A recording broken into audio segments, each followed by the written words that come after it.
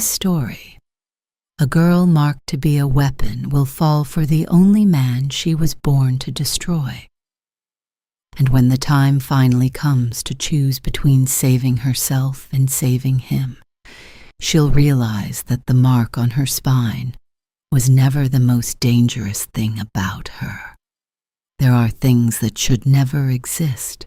People born between worlds, people who belong to neither the living nor the dead, neither the blessed nor the cursed, but somewhere in that terrible in-between space where the universe makes mistakes it doesn't know how to fix. Zara Voss was one of those mistakes.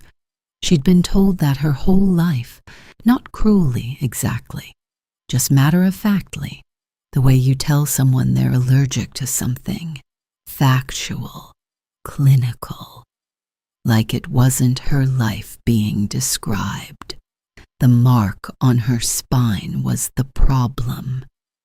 Not a birthmark, not a tattoo, not anything the village healers had seen before, despite the 3 they'd dragged across 3 kingdoms to look at it. It started at the base of her neck and curved down between her shoulder blades in the shape of a crescent moon bleeding into a sun. Black as ink on her brown skin, with threads of deep gold running through it that moved when she was afraid. The healers called it a Dusk Mark. The priests called it the seal of the undying. The old women in the market called it something you didn't say out loud. The resistance called it a weapon, because the Dusk Mark, according to every ancient text that mentioned it, was the only thing in the world that could kill Casien Draeth, the Shadow Emperor, 500 years old, immortal. The man, if you could still call him that, who had buried every kingdom that tried to rise against him, who had outlived 16 assassination attempts, who had conquered so much of the known world that mapmakers had stopped bothering to draw borders they knew would change. The man who had not smiled, not bled, not felt anything in 5 centuries. But immortality has a cost nobody talks about. 500 years without sleep. Not a single hour, not a single minute. Eternity is sleepless, because sleep belongs to the living, and Casien Draeth had not been fully living for 5 centuries. He had read every book in every library in the known world, not because he was voracious, but because the nights were endless, and silence was the only companion that didn't eventually disappoint him. He moved through his scarlet court like a ghost inhabiting a palace, present in every room, belonging to none of them. And he had not tasted food in 200 years. Somewhere between the 3rd and 4th century, the curse had taken that too. He could eat. He simply felt nothing when he did. His body processed it the way a fire processes wood, mechanically, without pleasure, without want. He had not wanted anything in 500 years, except perhaps to stop. He had never told anyone that. It was the one thought he kept beneath every other thought, the one he had carried so long it had calcified into something he no longer examined directly, just a weight, always there, always quiet. The resistance had spent 40 years trying to destroy him, and Zara, 23 years old, trained healer, orphan, absolutely not interested in any of this. Was there solution? She didn't know that yet, not fully, but she was about to find out, and she was going to wish she'd stayed home, right up until she realized she was already out of time. Because the mark on Zara's spine did not only connect her to a 500-year-old emperor, it was burning her alive, slowly, quietly, the way a candle consumes itself from the inside out. She had, according to the scholars who had finally found her after searching for 11 years, approximately 4 months before the Dusk Mark consumed enough of her to start taking her memories. 6 months before it took her name. 8 months before there was nothing left of Zara Voss at all. Just the mark, walking around in a body that used to be a person. She needed to complete the bond before then, and the bond required something she had promised herself. She would never weaponize. Love. She was running out of time, and the story starts in the middle. Because the most important stories always do. Chapter 1. The first thing Zara noticed about the Shadow Emperor was that he already knew who she was. She'd been inside the Scarlet Court for exactly 47 minutes when the summons came. Not to the medical wing, not to the delegation's greeting hall, to the East Tower, his private library 300 feet above the mountain, delivered by a servant who kept his eyes at floor level and his voice flat, the way people spoke when they were trained to deliver messages they knew nothing about. She followed him. Her mark was already blazing, not the usual warm pulse she felt when she healed, something sharper, a warning pulse, the kind the mark used when something nearby was a threat it recognized. And she didn't. It had been doing this since the carriage crested the last ridge, and she'd seen the Scarlet Court for the first time. A fortress rising from black stone, like something that had grown there rather than been built, with towers that caught the failing light and scattered it in fragments of red and amber, and a sound emanating from the mountain itself, low and resonant, like the stone was still remembering everything it had witnessed. She had expected it to be dark, oppressive, built to crush. She did not expect it to be beautiful. She was still thinking about that, still recalibrating the picture she'd built in her head over 14 days of preparation. When she walked through the library door and found him waiting, she'd seen paintings. Everyone had seen paintings. Paintings were liars. And he was standing at the far end of the room with his back to her, one hand braced on a reading shelf, looking out the window at the mountain and the dark sky beyond it. Tall, not theatrically, not impossibly, just quietly and completely tall in the way of someone who had never had reason to make himself smaller. He wore black, simple, no excess, dark hair to his jaw, the kind of profile that had been striking once and had refined into something more than striking over 5 centuries. He didn't turn around when she entered. "Close the door," he said. She did. Then he said, "I've been expecting you, Zara Voss, specifically you, for about 11 years. Her blood went cold. She had a cover story. She had a carefully constructed background, a role as part of the Eastern Province Healers Delegation, a set of papers that General Vael had sworn were airtight. She had memorized every detail. She had rehearsed every likely question. She had not rehearsed for this. He turned, and for the first time she saw his eyes. Every artist who had ever painted Casien Draeth had tried to capture them and failed, because there was no color that accurately described the absence of feeling. Dark, almost black, and completely, utterly hollow, not cruel, not cold, but empty, in the way a house is empty when no one has lived in it for a very long time, and even the dust has settled into something permanent. But there was something else in them tonight that hadn't been in any portrait. She couldn't name it yet. "Sit down," he said. She sat. Her mark had not cooled. "You're not what I expected," he said. "What did you expect?" "Someone who looked more like a weapon." She held his gaze. "I'm a healer." She stilled.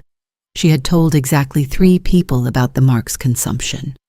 Vael, who had used it as leverage, Lyra, who had held her while she cried, and no one else. Zara sat in the library of the man who had destroyed the world and said nothing, because everything he had just said was true. "I didn't know whether you'd come on your own," he continued, "or whether someone sent you. Both seem to be the case." The furrow between his brows, she noticed it then. The one expression his face still made, the one that had settled there through sheer repetition, deepened slightly. "What I have not yet determined is which matters more to you." "You could have me arrested," she said. "You could have me killed." "You've done it to the others." Zara looked at him. He looked at her. Her mark blazed from warm to incandescent, just for a second, just long enough for her breath to catch. Then it dimmed back down to its steady burn. But he had seen it. She watched him see it, watched something move across his face for the first time, something that had no name because it had not had occasion to exist in 500 years. "I see," he said softly. "I don't know what that was," she said. "No," he agreed. "Neither do I." He moved away from the window, pulled a book from the shelf with the practiced ease of someone who had done it 10,000 times. "You may use the medical wing. You may treat the court. You will have access to the archives." He set the book on the table between them without looking at her. "And you will come back here, tonight, and every night after, until one of us decides what we're actually doing." She picked up the book, medical texts, the border healing tradition of the eastern provinces, her father's school. She looked up. He had already turned back to his shelves. "How did you know about my father?" she asked. A pause, just a breath. "I read everything," he said. "Eventually." She left the library with the book under her arm and her mark burning, and the understanding, unasked for, deeply inconvenient, that she had just walked into a situation that was significantly more complicated than General Vael had prepared her for, and that somewhere in the 4 months she had left, she was going to have to figure out what Casien Draeth was actually doing. Because that expression, that small, unnamed thing that had crossed his face when her mark blazed. She had been a healer for 6 years. She knew what she had just read. Recognition. Chapter 2.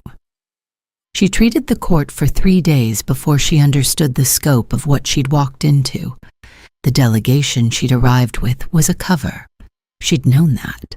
6 healers from the eastern provinces, invited by the court as a diplomatic gesture, none of them aware of what she actually was.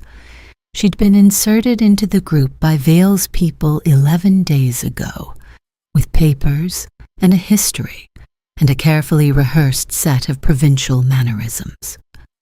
What Vael had not told her, what she was beginning to suspect Vael had withheld deliberately, was that Casien Draeth had known about the mark for nearly 2 decades.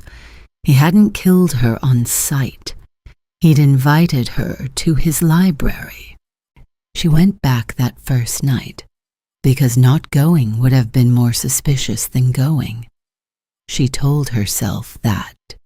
She sat in the chair furthest from him and kept her voice clinical and her eyes professional, and asked him questions about the medical archive, because it was the cover that made the most sense.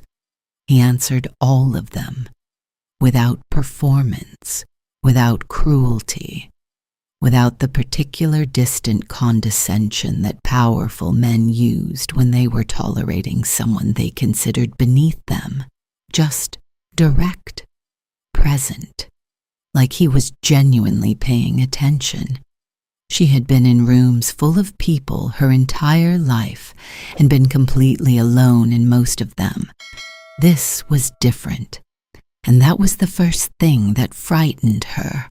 The second was what happened on the morning of the fourth day, and when she was changing the wrappings on her left forearm in the privacy of her room before dawn. The mark's edge burns had moved. She'd been monitoring them since the scholars told her what they were, not the mark itself, which ran down her spine, but the smaller traceries that extended from it when the consumption was accelerating, like roots, like frost, like the mark was slowly expanding its footprint across her skin, claiming territory, converting her. 4 weeks ago, they had ended at the shoulder. Now they had reached her elbow. She sat with that for a long time. Then she rewrapped her arm, put on her coat, and went to do her work. She did not write to Vael about this. Vael would use it the way he used everything, as leverage, as a timeline, as a reason to accelerate. She had 3 months, maybe 4, and she was not going to spend them being accelerated. That evening, she asked Casien about the mark, not directly. She built up to it the way you built up to a difficult question in a patient consultation, obliquely, through adjacent territory, testing what was safe. What do they actually say? He looked up then. They say the mark was built from grief, he said. Caul lost everyone he'd ever loved before he created it. His entire family, 3 students before me. He poured all of that into the construction, the loss, the love, the specific quality of grief that only happens when you love someone who becomes something you can no longer reach. His voice was flat, clinical. He built a weapon from the only material available to him, his own pain. Grief is the most stable building material in existence. It doesn't degrade, and it doesn't shift. He looked at her steadily. It just waits. Zara thought about her parents, about the Eastern campaigns, about the village children who couldn't remember what their mothers looked like. You know what the mark requires, she said. Yes. Then you know what Vael sent me here for. Yes. The library was quiet.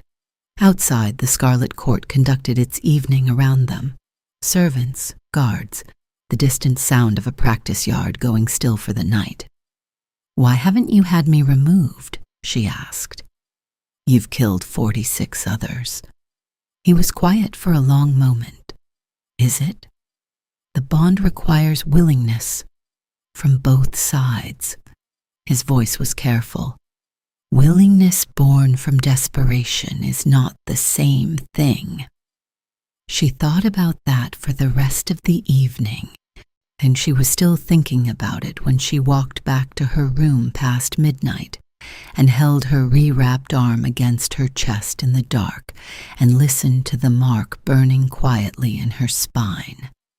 He was right. She knew he was right, which made everything significantly more complicated. Because she had arrived here with a plan, Vael's plan, her conditions bolted onto it, her insistence on making her own choices, and the plan had assumed a monster. Something in that library every night was not a monster. Something in that library every night was a man who hadn't tasted food in 2 centuries, who hadn't slept in 500 years, who ran his fingers along book spines in the small hours, not looking for any title in particular, just touching them, the way people touch walls in unfamiliar places to feel something solid. A man who had been alone, systematically and completely, for half a millennium, and who was, against all evidence to the contrary, beginning to look at her like she was something he hadn't found a category for yet. Chapter 3. General Cael Theron came to her clinic on the 9th day, not as a patient. He closed the door and stood with the stillness of someone who had been in wars and survived them, and was more dangerous than he looked, and he looked at her with eyes that, unlike the Emperor's, were full to overflowing. "I know who you are," he said. "I know what the mark means, and I know what Vael sent you here to do." Zara's hands were completely still on the table. She kept her expression neutral. She was very good at keeping her expression neutral. "Then why are you telling me instead of him?" she asked.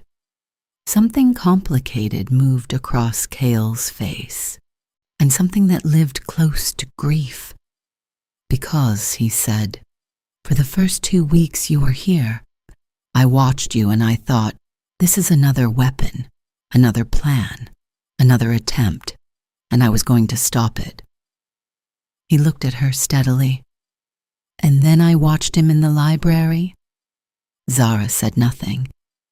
"I have served him for 300 years, Caul said. I watched the curse do to him what it did.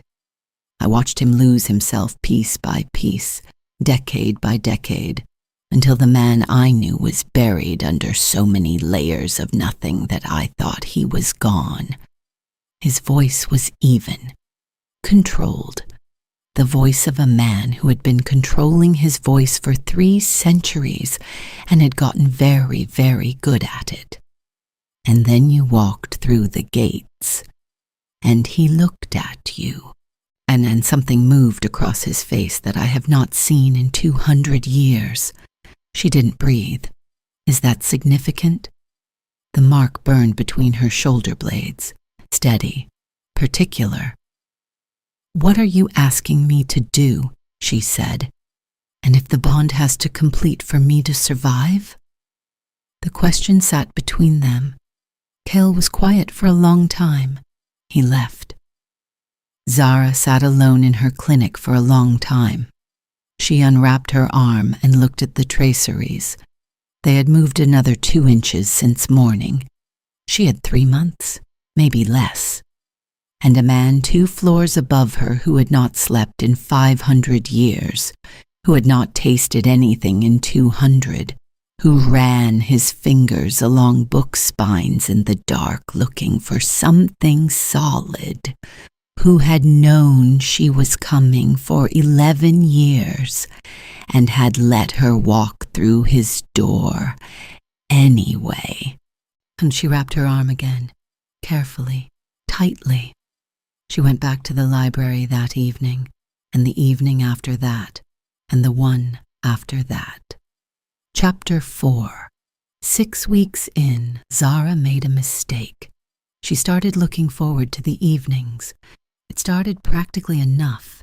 He'd called her back on the 4th evening to look at his hands. Not because anything was wrong with them, she'd realized afterwards, but because she'd asked about them on the first day, and he'd said nothing, and had apparently been reconsidering that in the intervening time. Small scars across both knuckles. Old ones, not battle scars. The pattern was wrong for that. "What happened?" she asked.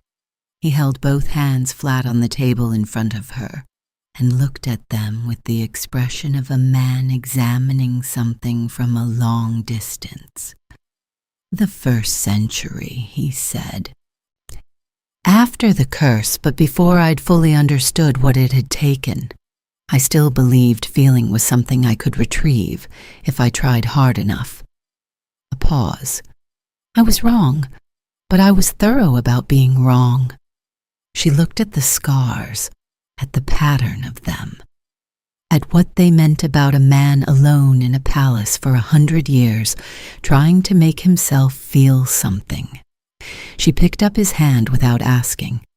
The healer in her, always the healer in her, and pressed 2 fingers to the oldest scar, and the mark on her spine pulsed warm, and his breath caught for a fraction of a second before he controlled it. "I don't need medical attention," he said. "I know." She set his hand down. "I was just looking." "Why?" The silence that followed had a texture to it she couldn't name. Something had shifted in the room, and something she was not prepared for and could not account for.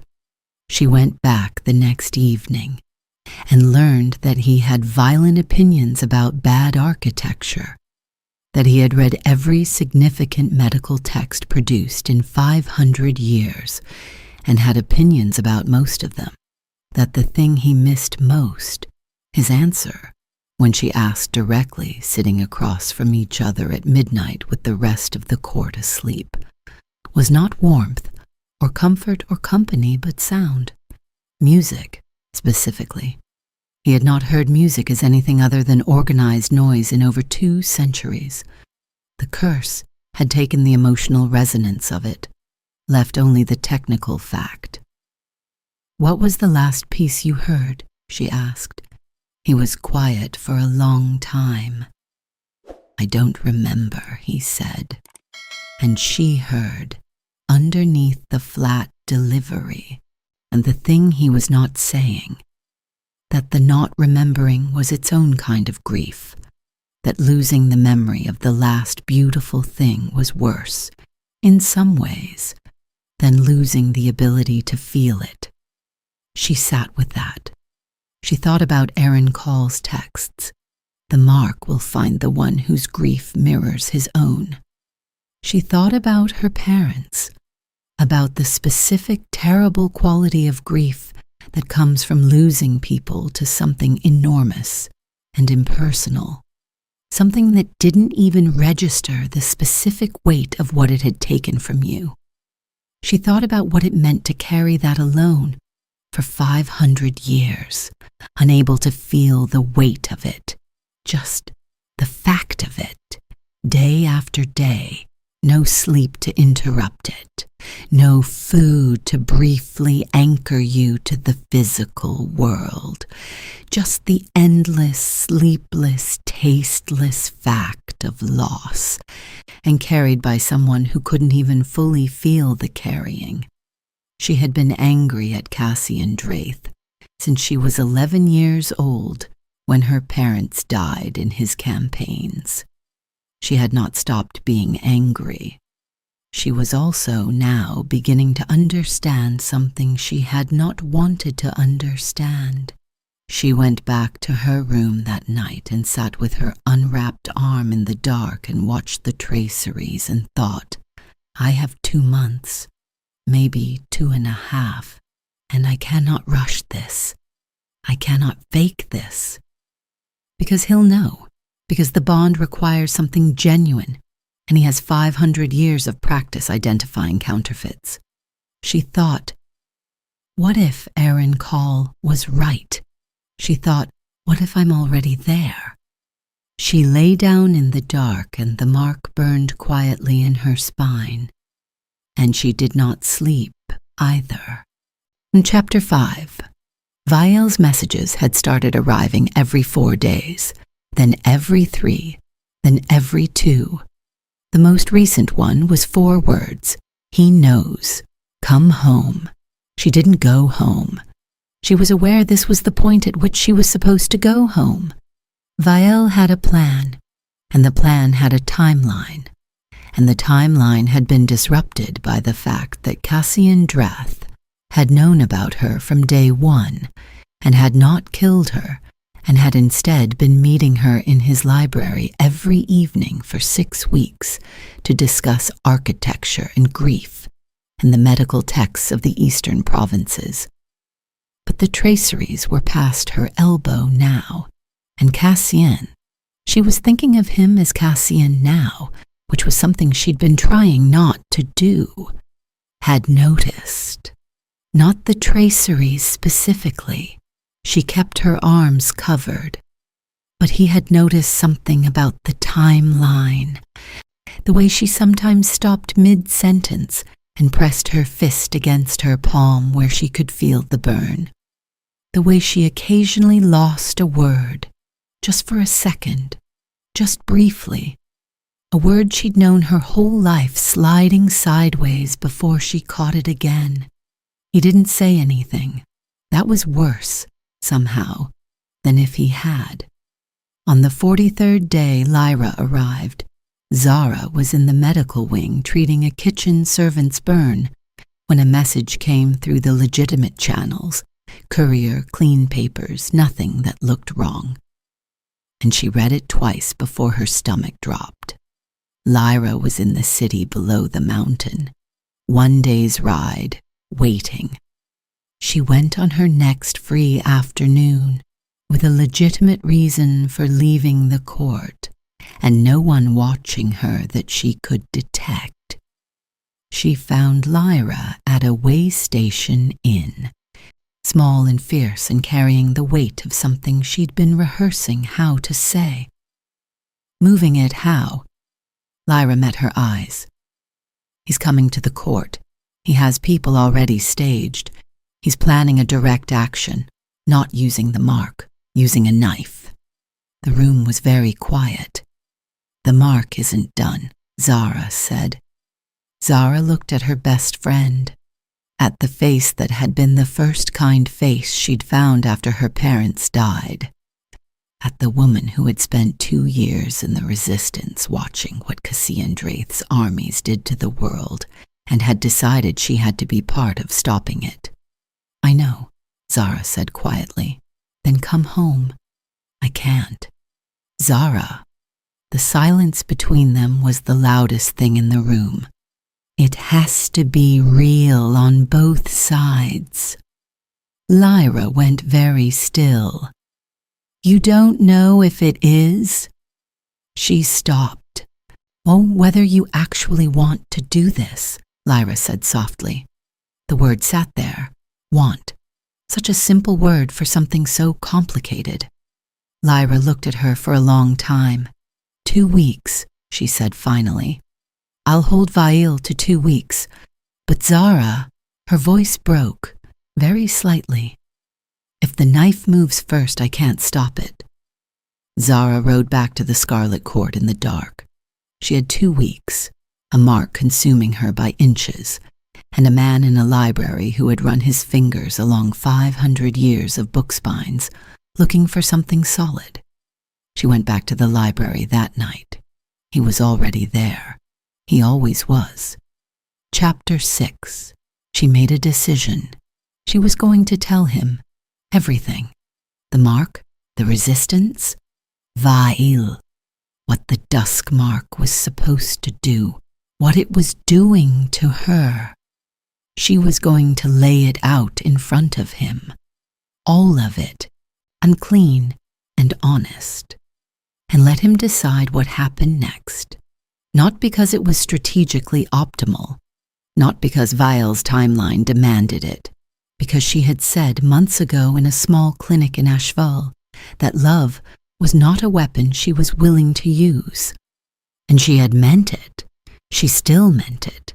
And the only way to keep meaning it was to stop withholding the truth from someone who had, she was increasingly certain, been telling her the truth every evening for 6 weeks. She went to the library. He was at a middle shelf with a book open in his hands. He didn't look up when she entered, but he did say, I found the Eastern Border text you mentioned, the healer orders of the Third Era. The triage systems were more advanced than the records suggest, she said. More advanced than I gave credit for, he agreed, which is irritating. And because I was there. She almost smiled. She sat down in her usual chair. She had a usual chair, and tried to figure out how to start. He closed the book, set it down, turned to look at her with the full weight of his attention. "I know," he said. She stopped. "How long have you known about that?" "The 3rd week." Something moved across his face. "You lost the word meridian in a sentence. I watched you catch it. You hadn't lost a word before that." His jaw was tight. "I had Cael pull the scholar's original documentation from the archive. I read everything." She looked at him. 500 years old. 500 years of reading everything. Of course he had. "Why didn't you say anything?" she asked. "Because you hadn't told me yet, and I was waiting for you to tell me." He looked at her. "I kept waiting for you to come in here and lay it out. I thought—" He stopped. "I thought perhaps the evenings were a long approach to that. I gave you every opening I could think of." She thought about all the evenings, all the questions about grief and Caul, and what it cost to carry loss alone. "Those weren't casual conversations," she said slowly. "No." She exhaled. Then she told him everything anyway, because she had come here to tell him, and because the decision had been made before she walked through the door, and because the mark on her spine was burning with a particular quality of warmth she was beginning to recognize. He listened without interrupting. When she finished, the library was very quiet. "The bond would end my immortality," he said. "Yes. I'd be mortal. I'd age. And then I'd—" "Yes." He was quiet for a long time, long enough that the fire in the corner burned lower, and the night settled into its deepest hour. "Zara," he said finally. "Yes. I want to ask you something directly." "Okay." "Not what Vael wants. Not what the mark requires. Not what the resistance needs." He looked at her. "What do you want?" The most dangerous question in the room. She pressed her fist against the traceries under her sleeve, felt the burn, felt the mark in her spine answering it. "I want to live," she said. "I want the campaigns to stop. I want children to stop growing up without parents." She met his eyes. "And I want—" She stopped. He waited. "I want to keep coming back to this library," she said quietly, "which is the most inconvenient thing I have ever wanted. And I am fully aware of how inconvenient it is, and I cannot seem to stop wanting it." Something broke in his expression. Not dramatically, not theatrically. The way ice breaks on a river in early spring. A small crack running through the surface, and then the quiet understanding that what was solid is solid no longer. She stood up, crossed the room. She took his hand in both of hers, the healer in her, the part that always moved first, and looked at the mark on his palm. The dusk mark on her spine erupted. Not warm, not hot. A resonance. Like a bell struck so hard the sound stopped being sound and became pressure. Something recognizing itself. Something that had been waiting for 500 years, cracking open all at once. His hand gripped hers. "What is that?" he whispered. "The bond recognizing itself," she said. "The mark responding to—" She stopped. "Oh, to something genuine." He looked at her. Something incredibly, inconveniently vulnerable in his face. "Yes. And the resistance wins. And the people your armies kill every winter stop dying." Her voice was quiet. "And the children stop growing up without parents. And the mapmakers draw their borders again." He was silent for a long time. "I know," he said. 3 words, so flat, so absolutely certain. She did not let go of his hand. "What do you want?" she asked. "Not what the mark requires. not what ending the Empire requires. What do you want? He was quiet for so long she thought he might not answer. Then, I want to sleep, he said, so simply, so quietly. She was not going to cry in front of the Shadow Emperor. She was absolutely about to cry in front of the Shadow Emperor. He covered her hand with his. The world exploded. Chapter 7. Light. Not metaphorical, actual physical bone-deep light that came from the mark on her spine and answered the mark on his palm, and met in the space between them, and became something neither of them was. She felt it the way you feel a fever break, something releasing that had been held for years, something unknotting that had been wound tight for so long it had forgotten what loose felt like. His hand gripped hers so hard her bones protested. Once, a single shudder, all through his body.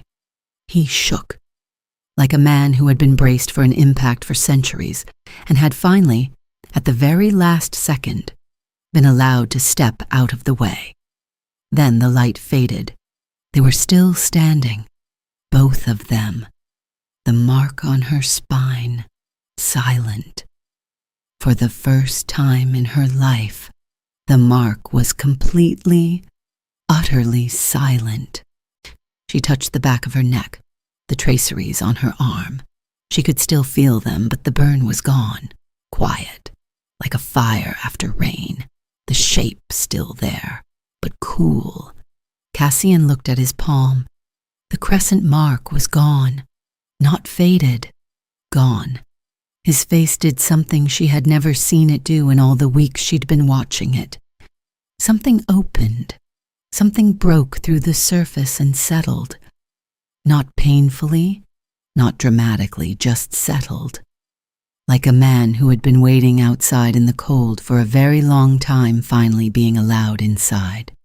"Oh," he said softly. "What?" I had forgotten what this felt like. His voice was rough, almost uncertain, the strangest thing she had ever heard. Feeling something, this specifically. I had completely forgotten. "What is it?" He looked at her. Something incredibly, inconveniently vulnerable in his face. "Not being alone," he said. And Zara, who had been holding herself together with both hands since she walked through the gates of the Scarlet Court, discovered she had a limit after all. She sat down on the floor, not gracefully, just sat down because her legs were done. He sat down next to her, which was absurd, the Shadow Emperor sitting on the library floor. But he did it like it was perfectly reasonable, and they sat there side by side against the shelves, with the fire burning low and the rest of the court asleep, and the night finally doing what nights were supposed to do. "What happens now?" she asked. "I'm mortal," he said, like he was testing the word. "I can feel it. Something is different in my blood." He looked at his hands. "I'm going to need to sleep. I think I might need to sleep quite urgently." She almost laughed. She almost actually laughed.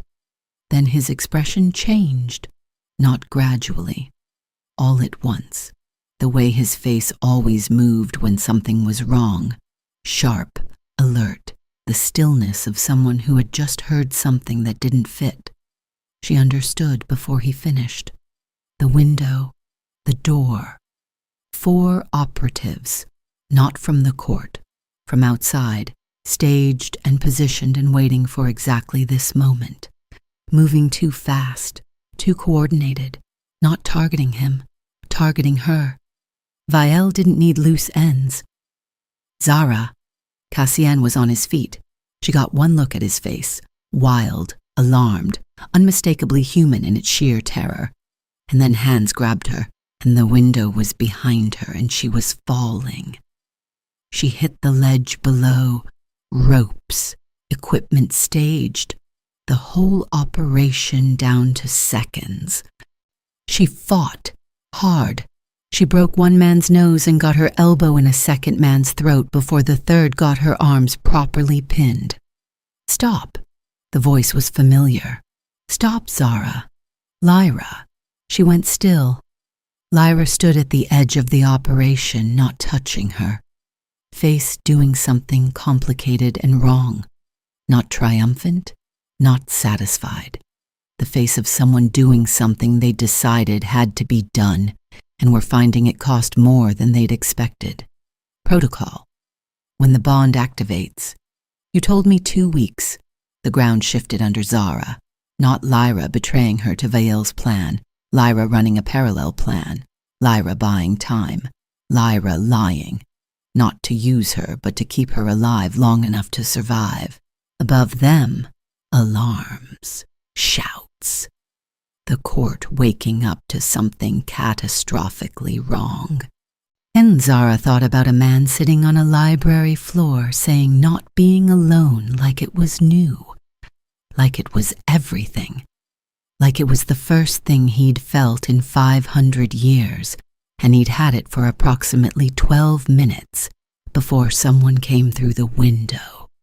She screamed his name, as loud as she could, at the tower window above, putting everything she had into it, every bit of air in her lungs, screaming his name as a warning and a direction, and the only thing she could give him before they pulled her into the dark. And from inside the tower, through stone and glass and distance, she heard him shout her name back, like an answer, like a promise. Then the passage closed around her. Chapter 8. They moved her through underground passages she hadn't known existed, hung cut through the mountain's base centuries before the Scarlet Court was built. Cold stone, torchlight, the sound of her own breathing. Lyra walked beside her, not restraining her. The operatives had let go once she'd stopped fighting. Lyra simply walked next to her, in the specific silence of someone who has done a terrible thing for a reason they still believe in and is waiting to find out if they will be forgiven. Zara was not ready to think about that yet. She was thinking about the alarms above, about Vael, about a man who had not slept in 500 years and had just 12 minutes ago become mortal for the first time, who was now somewhere in his own fortress being hunted by the person who had sent her there. She pressed her fist to the traceries on her arm. They were cool, completely cool. Whatever the bond had done, and it had stopped the consumption entirely. She was safe. She was going to stay herself. She had survived. The thought should have been a relief. She found she couldn't locate the relief under the thing sitting on top of it. They were 40 feet into the passage when someone stepped out of the dark ahead of them. Not one of Vael's operatives. The operatives stopped. Lyra stopped. Zara stopped. The person standing in the torchlight was old, genuinely, deeply old, in the way that some people are old without age making much impression on them. Like the oldness was a quality they'd always had. A woman. Small. Still. I'm wearing traveling clothes that had seen every kind of weather and carrying nothing except a leather satchel and the particular quiet of someone who has been waiting in this specific passage for this specific moment and is entirely unsurprised that it has arrived.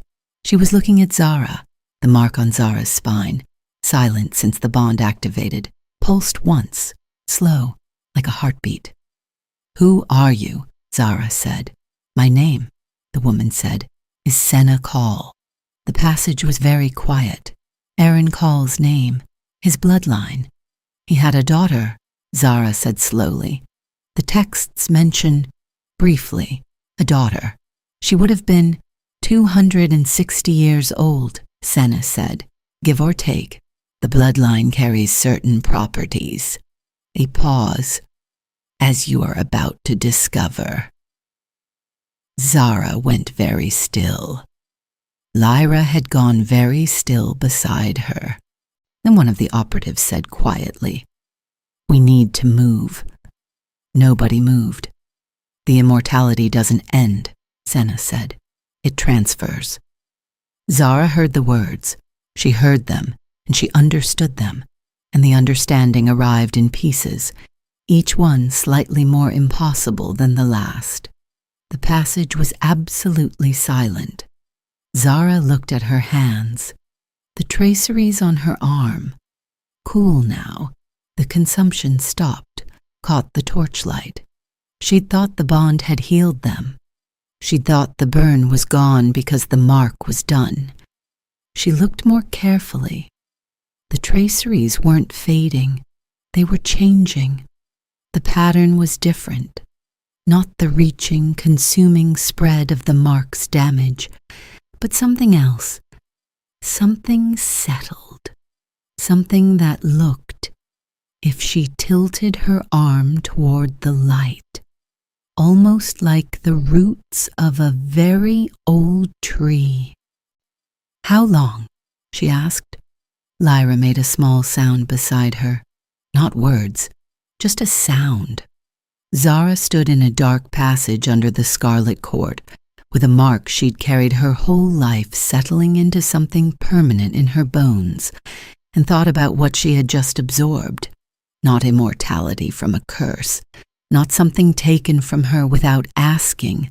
500 years of grief.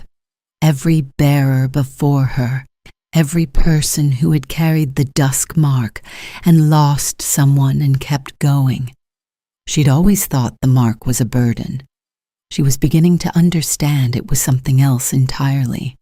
"He doesn't know," she said. "No." The operatives were looking at each other.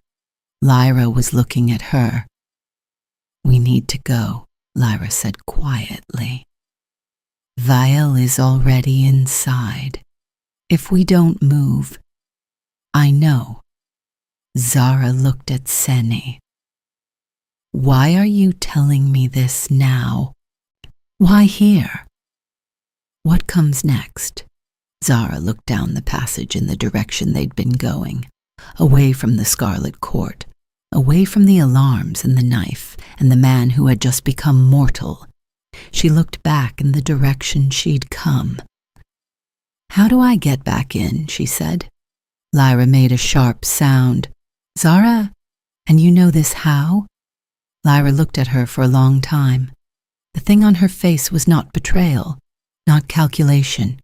It was, purely and simply, the expression of someone who has loved a person their whole life and is about to make the worst kind of choice.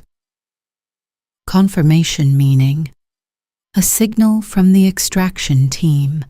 Lyra looked at her hands, which has not come, because the extraction team has been standing in a passage for the last 10 minutes instead of completing the extraction. The silence had a very specific quality. Yes, which means he hasn't moved yet. Probably not. Zara looked at Senne. Senne looked back with dark eyes that held, she was almost certain, a very specific kind of quiet satisfaction. Zara took the paper. She looked at Lyra. Lyra looked back at her with the expression of someone who has made every choice that got them here and is about to make one more. "I'm coming with you," Lyra said. Zara didn't argue. They went back into the dark. Chapter 9. The passage Senne had drawn rose through the mountain's core in a spiral so old the stairs had worn smooth, the stone walls still carrying the faint residue of whatever had been used to cut them 5 centuries before the Scarlet Court was built. Zara moved fast. Lyra kept pace behind her without asking for explanations. The paper in her hand was a map, not of the court she knew, of something underneath it, parallel to it, the private architecture of a sorcerer who had built himself ways in and out of the world he'd made. She came up through a door concealed behind the fireplace in the East Tower library. The room was dark, empty. She crossed to the door, pressed her ear against it. Corridor sounds, not alarms anymore, something more organized, not panic, the controlled urgency of a court that had found something wrong and was containing it. She opened the door. Cael was standing directly outside. He had a sword. He was covered in the evidence of having used it recently. He looked at her with the expression of a man who had run out of room for surprise. "You came back," he said. "Where is he?" 20 minutes, Zara said. They ran, down the tower stairs, through the east corridor, and past two of Vael's operatives, who were down already, Cael's work, she assumed, efficiently done, and through a set of doors she'd never used into a room that had once been an antechamber, and was now a battlefield. Casien was standing. That was the first thing. He was on his feet, which, given that he was mortal for the first time in 500 years, and there were 3 people actively trying to make him less so, was something of an achievement. He had a sword in his hand and blood on his face, a cut above his eye, already bleeding with the particular freedom of new mortality. And he was fighting with the body memory of someone who had trained for centuries. But she could see the difference. The way he caught himself slightly slower than he used to. The way he adjusted for a speed that wasn't there anymore. Human. By adjusting to being human in real time, under conditions that were not ideal for adjustment. She didn't think. She crossed the room, picked up the closest available weapon, a heavy candlestick, inelegant, and put it into the back of the man closest to Casien with enough force to end the conversation. He turned. The expression on his face when he saw her was something she was not going to be able to look at directly for a very long time. She filed it for later. "You came back," he said. "I screamed your name," she said. "You shouted mine back. We had an agreement." The remaining 2 operatives took one look at Cael arriving behind her and made a very sensible decision to reassess their position. The room went quiet. Then a door at the far end opened, and Vael walked through it. He looked at the room, at the operatives down. At Zara standing next to Casien with a candlestick, at Lyra, behind her, with the expression of someone who has just finished burning their last bridge and is surprisingly calm about it. He looked at Zara for a long moment. "The bond activated, Hontalm," he said. It wasn't a question. Yes. The mission was to end the campaigns, Zara said, not to end him. A mortal shadow emperor is still going to have to figure out how to dismantle 5 centuries of empire, which is a conversation. She held his gaze, not a body. Vael looked at Casien. Casien looked at Vael with dark eyes that were, for the first time, entirely present, not hollow, not empty, just a man, a mortal man who had just spent 20 minutes rediscovering what it meant to have a body that could be hurt, who had just had his first opportunity to be afraid in 5 centuries and had apparently decided to be angry instead. "You sent her in to die," Casien said. His voice was very quiet, The mark was consuming her. You knew the timeline. You used it as leverage to move her faster. Vael said nothing. You planned to remove her as a loose end the moment the bond activated. He took one step forward. Just one. I have spent 500 years being a catastrophe. I am aware of the accounting. I am aware of what I owe the world, and I am aware that I will spend whatever time I have left trying to pay it. His voice was steady, absolute, but you will not touch her. The room was very still.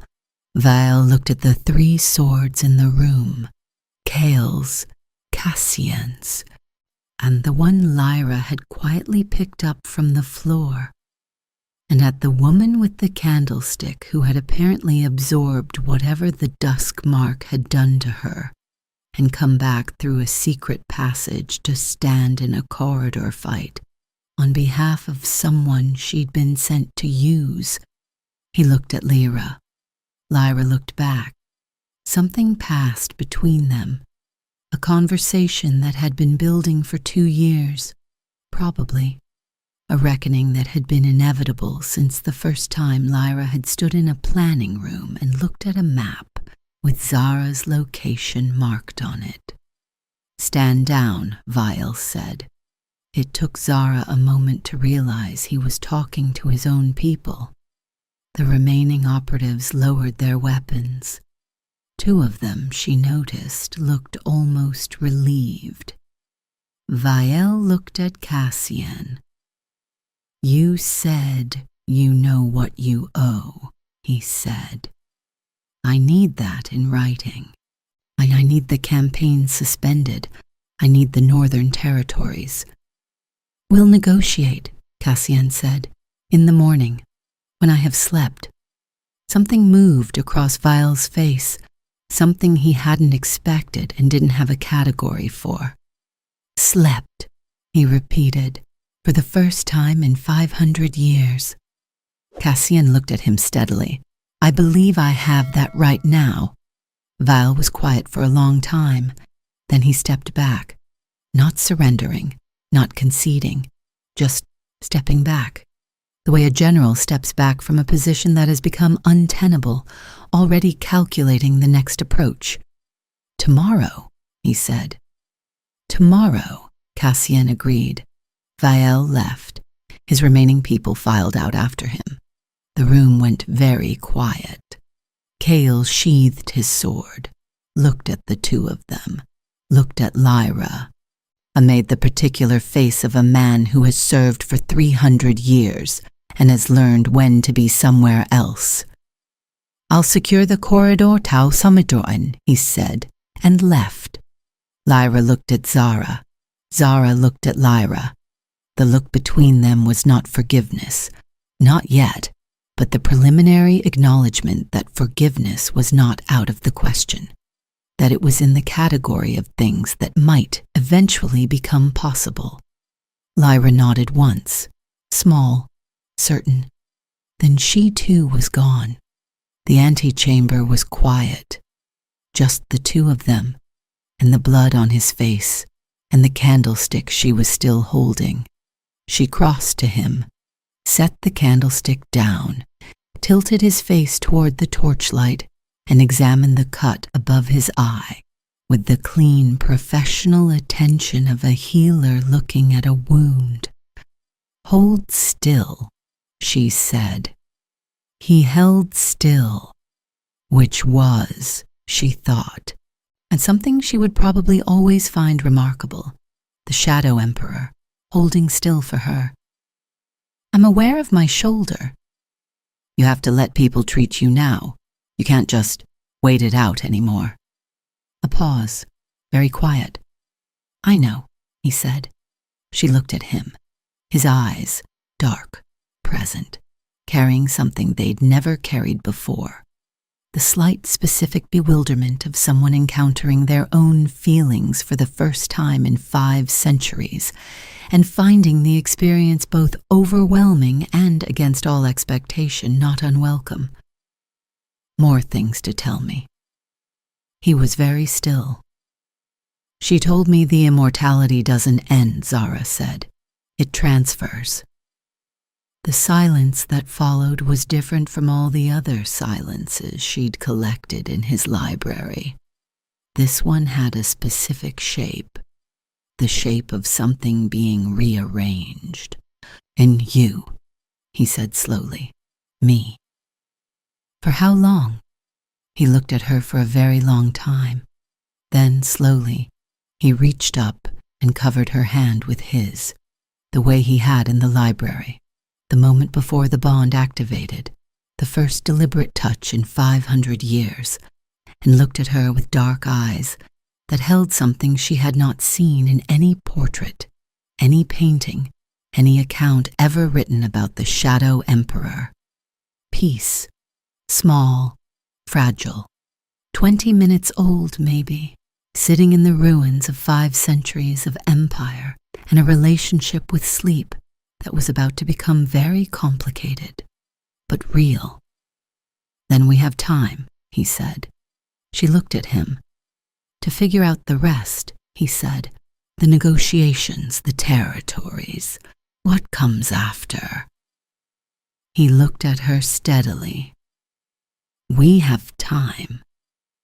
She thought about Aaron Caul, who had loved a student and built a fail-safe from grief, who had never seen it complete, who had died without knowing whether his 500-year plan would ever find its mirror. She thought about Senne, 260 years old, waiting in a passage with a map she'd been carrying for 30 years. She thought about her parents, about the campaigns that were going to end, about the children who would remember their parents, about the map makers drawing their borders. She thought about a man sitting on a library floor, saying, not being alone, like it was the first thing he'd felt in 5 centuries, and he needed to say it out loud to believe it was real. Yes, she said, we do. She started working on his wounds. He held still and let her, and which was going to be a thing they were both going to have to get used to, the particular intimacy of someone being genuinely cared for after a very long time of caring for nothing. Outside the antechamber, the Scarlet Court was settling, guards taking new positions, Cael organizing, the long, slow exhale of a place that had been holding its breath for 5 centuries and was just now beginning to release it. And somewhere below the mountain, Senne Caul was walking away from the passages she'd waited in for 30 years. Her father's map finally delivered to the right person. And somewhere in the city at the mountain's base, General Vael was sitting in a room rethinking every calculation he had made, because the outcome had been correct and the method had failed, and the woman he'd sent as a weapon had come back through a secret passage with the immortality she'd absorbed, and a plan that was, infuriatingly, better than his.